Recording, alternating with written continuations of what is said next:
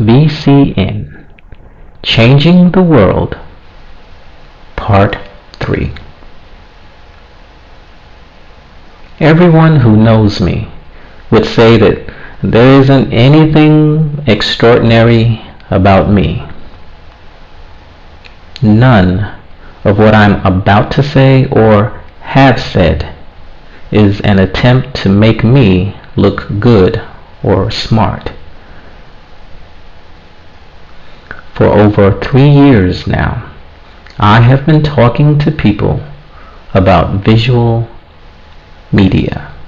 For over 3 years, people have been telling me this is a good idea. Having finally finished writing a book on the subject, I am doing what I can to get the word out. The basic message, which I am having translated into as many spoken and sign languages as I can, is let's all work together. Let's all work together since, number one, we never have. There has never been a time when millions of black and white, yellow and brown skinned people have all worked together as business partners. We have never tried to collectively understand one another's culture.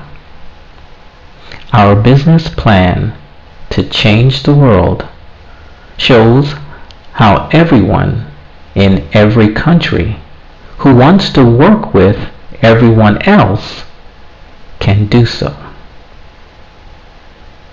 Let's all work together since we never have. Number two, let's all work together since we are all in the same mess. We are having a global economic crisis. And as I said on a previous video, global problems need global solutions. We have all had a clear reminder recently of our interdependence. Economic problems in one part of the world affect lives in every other part of the world. So, since we are all going through this situation together, let's all work together to get ourselves out of this situation. Let's all work together since, number three, we can. We really can all work together to get out of this mess. And I have written a book showing how. The Visual Media Movement that I described in our business plan to change the world is not wishful thinking or a general idea of how we might possibly one day work together. Now, this book is a functional plan to bring about social and economic changes that are desperately needed around the world. Those changes can be achieved if we just work together. If people from all over the world begin working together according to our business plan, what can we realistically expect to be the result? Number one, we would help each country's economy. The best way to help each country's economy is by helping more of each country's citizens make more money.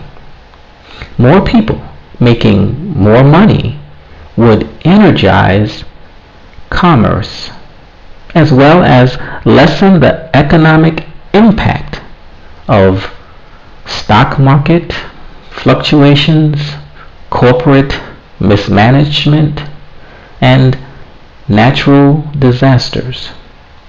Since it is reasonable to assume that events like these will continue to occur, our movement's plan to economically empower people everywhere should make sense to many. Number 2, we would all learn a lot from one another. Everyone who enjoys music knows songs that billions of other people, because of language, do not know. The same is true for everyone who enjoys poetry, literature, sermons, stories, recipes, comedy, and other forms of communication. Those who are familiar with the same media have never seen that media from someone else's perspective. Every country has a huge supply of music and other cultural expressions that our movement plans to use to help people better understand one another. Number 3, we would have a better world. People all over the globe want pretty much the same things. Regardless of where we're from, we all want to live peaceful and relatively prosperous lives. We want this for ourselves and our children. Fortunately, the internet enables us to network around mutual interests.